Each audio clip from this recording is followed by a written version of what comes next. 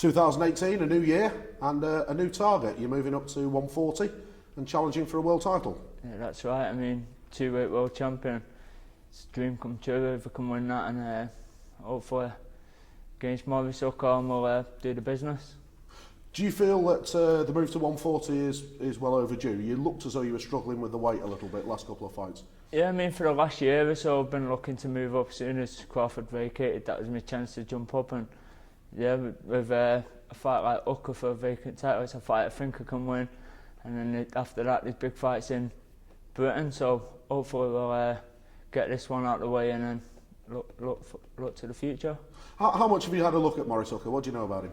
Not really much really. I think I watched the Perez fight and a couple of others, but not too much. And more leave that to Stephen. Whatever he tells me, I'll do, and he's confident we'll beat him. He'll get the tactics right like usual. We'll have a plan A, plan B, and we'll be alright in the night.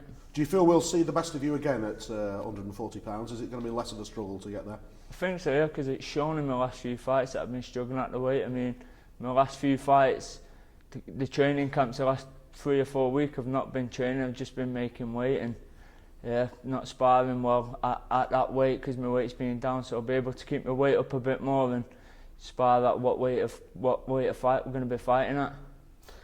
If you can get past Maurice Hooker, as you mentioned, there's a lot of big fights out there.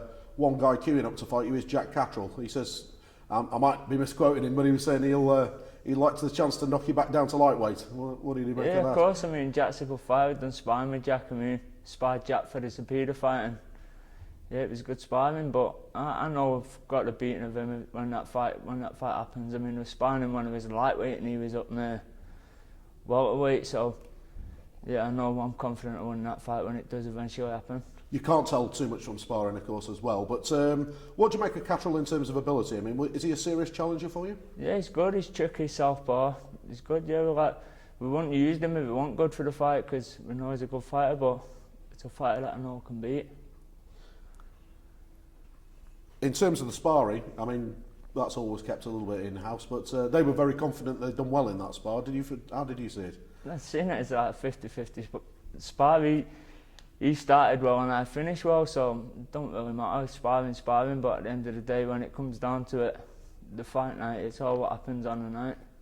Again, you've got to get past Maurice Hooker, but I mean, there's some massive fights out there for you, Terry. I mean, anybody else on your radar? Anybody else? Not really, no, never really looked past the fight, but we'll win this one, and then obviously I think they'll be lining Catterall up, but yeah, like I say, it's a fight I'm confident of winning.